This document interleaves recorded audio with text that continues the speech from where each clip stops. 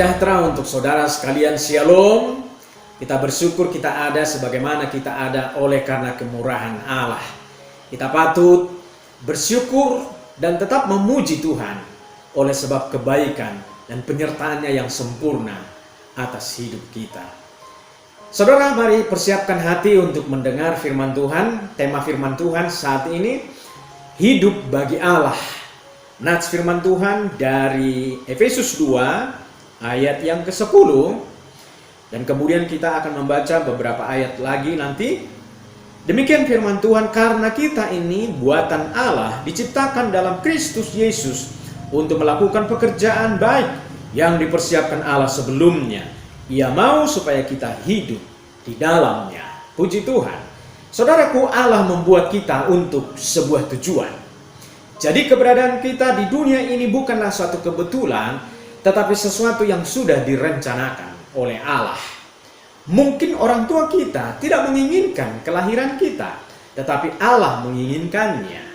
Barangkali orang tua kita tidak puas dengan keberadaan kita, tetapi Allah puas karena Allah membutuhkan kita. Haleluya. Yang paling mengagumkan bahwa untuk kita menjadi orang Kristen, untuk menjadi pengikut Yesus, itu bukanlah kemauan kita, tetapi Allah menginginkan kita untuk menjadi anak-anak kesayangannya. Itulah sebabnya untuk menjadi anak Allah, kita harus melalui upacara pengangkatan lewat kelahiran baru di dalam Kristus. Kita percaya, mengaku bahwa Yesus adalah Tuhan dan Juru Selamat. Lalu kemudian Allah membawa kita untuk mengenali dirinya lebih dekat, lebih intim, lewat firman-Nya, lewat persekutuan ibadah, lewat persekutuan pribadi dengan Allah, agar kita mengerti jelas akan tujuan hidup kita di dunia ini, yaitu hidup bagi Allah. Saudaraku, bagaimanakah ciri orang yang hidup bagi Allah? Yang pertama, hidup menyenangkan Allah.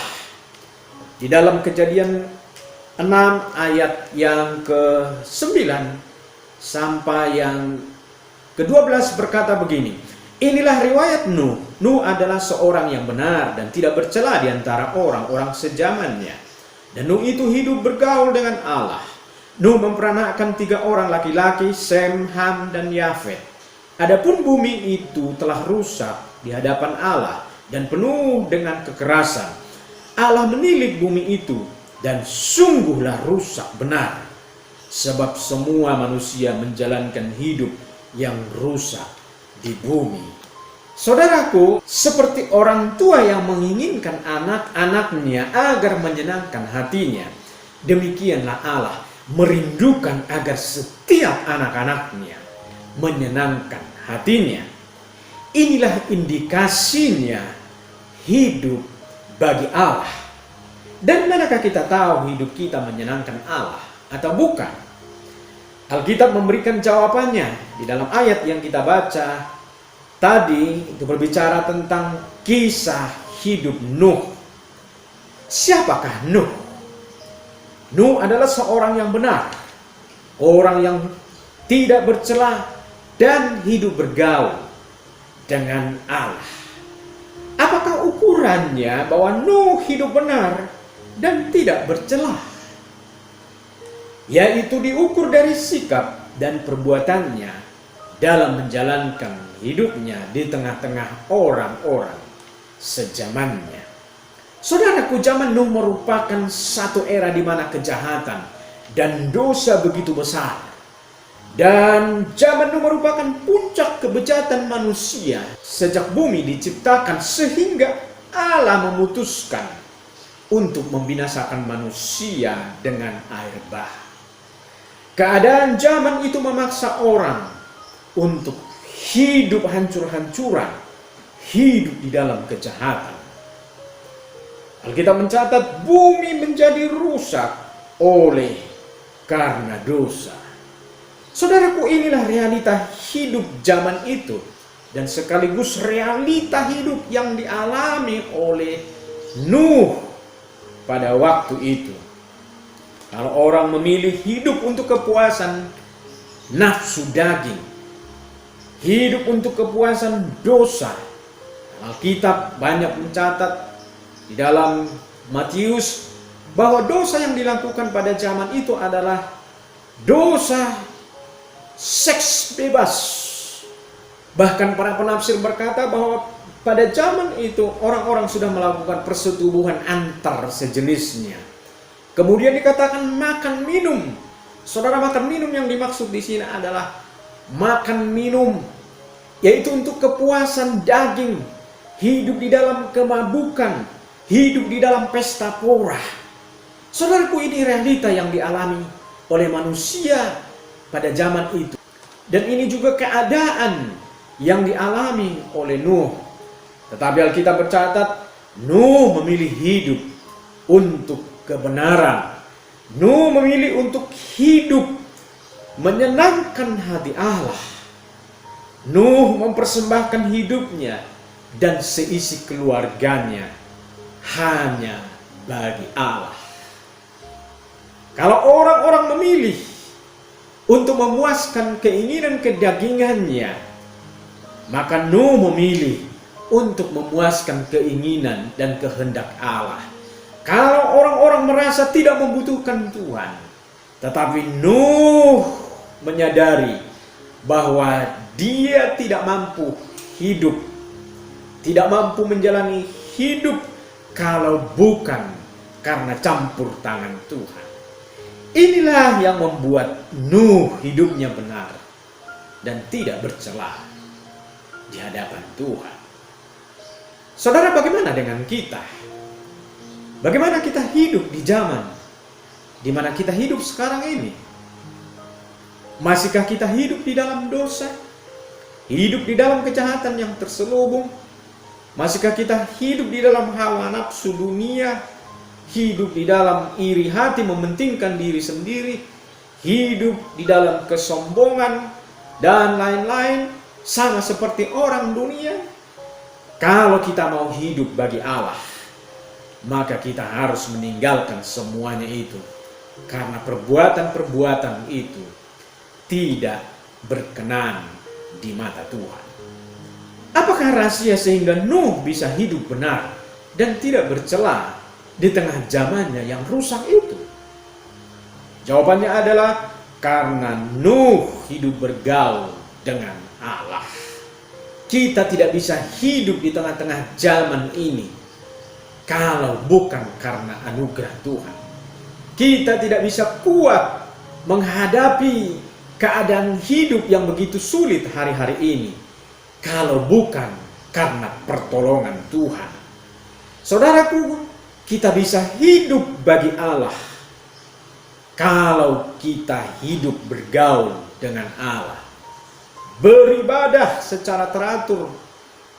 Walaupun hari-hari ini kita tidak bisa beribadah di gereja secara korporat, tetapi upayakan dan berjuanglah supaya kita tetap dapat beribadah di rumah kita masing-masing. Kita punya persekutuan pribadi dengan Allah, membaca firman Allah, merenungkannya, serta melakukan firman-Nya di dalam keseharian kita.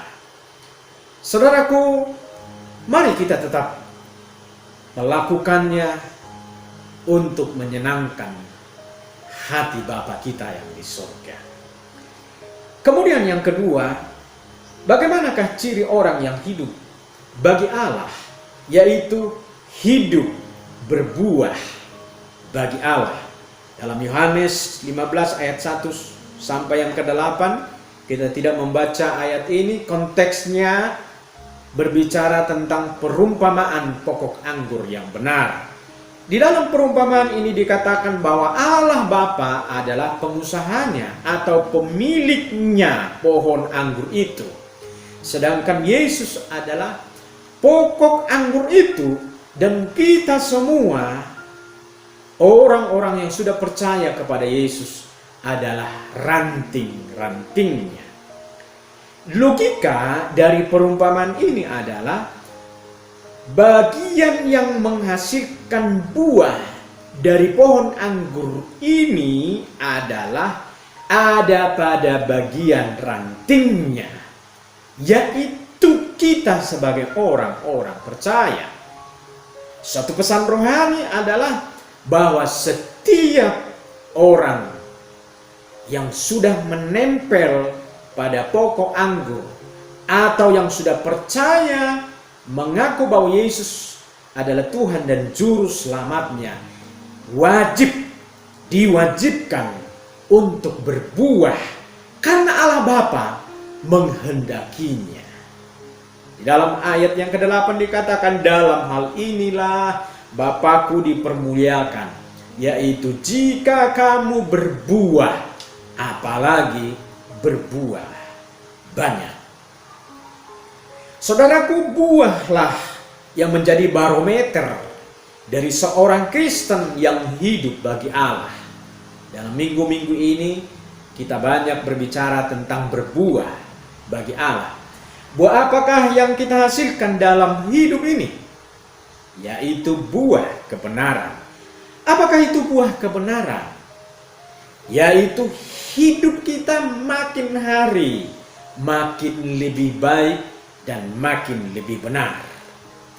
Hidup kita makin hari makin dewasa, sabar, dan makin bijak di dalam menyikapi kehidupan ini. Hidup kita makin bertambah teguh keyakinan kita di dalam menghadapi persoalan dan penderitaan yang kita hadapi hari-hari ini. Kita makin hari makin setia, taat beribadah, dan taat kepada firman-Nya. Iman kita makin hari makin bertumbuh, dan hati kita selalu rindu untuk memberi yang terbaik bagi Allah, memberi diri kita dan memberi apa yang ada pada kita untuk kemuliaan Allah Bapa di surga. Di dalam Efesus 2 ayat yang 10 yang kita baca tadi, karena kita ini buatan Allah, diciptakan dalam Kristus Yesus untuk melakukan pekerjaan baik. Di dalam Kristus kita dipanggil untuk melakukan pekerjaan baik bagi kemuliaan Allah. Panggilan Allah dalam hidup kita untuk memberi yang terbaik bagi Allah. Itulah wujud bahwa kita hidup untuk menyenangkan Allah. Maju terus di dalam Tuhan, tetaplah bersukacita di dalam Tuhan. Kiranya firman Tuhan memberkati kita. Amin. Mari kita berdoa. Ya Bapa di sorga, kami bersyukur buat anugerah yang berlimpah bagi kami. Kami bersyukur untuk kebaikan-kebaikan Allah yang dikaruniakannya bagi setiap kami anak-anaknya. Kalau kami ada sampai hari ini, itu semua karena kebaikan dan kemurahan hati Allah. Kami bersyukur sampai hari ini dan seterusnya Tuhan akan memberkati kami dan akan menjaga hidup kami. Terima kasih Bapa, berkati setiap anak-anak-Mu, umat-Mu Tuhan. Keluarga lepas keluarga, pribadi lepas pribadi. Kiranya Tuhan terus memberkati rohani mereka, jasmani mereka. Tuhan memberkati jiwani mereka, sehingga mereka terpelihara di dalam Tuhan. Tuhan menjaga kami, tutup bungkus kami dengan kuasa darah-Mu. Terima kasih Bapa, terpuji-pujilah Engkau, kami bersyukur untuk firman-Mu. Kiranya firman-Mu meneguhkan, menguatkan, menghibur kami. Bagi Yesus Tuhan segala hormat, pujian, dan kemuliaan. Berkat-Mu Tuhan atas setiap jemaat-Mu. Kiranya berkat damai dan sejahtera dari Allah Bapa, kasih karunia dan rahmat Tuhan Yesus Kristus, serta pertolongan persekutuan Roh Kudus memberkati saudara sekalian hari ini sampai Maranatha. Tuhan Yesus menjemput setiap kita yang percaya. Haleluya. Amin.